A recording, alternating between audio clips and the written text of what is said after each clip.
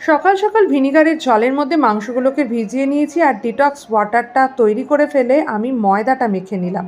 আলুর তরকারি বানাতে বানাতে জানলা দিয়ে চোখ রাখতেই দেখি মা বাগানে ফুল তুলছে।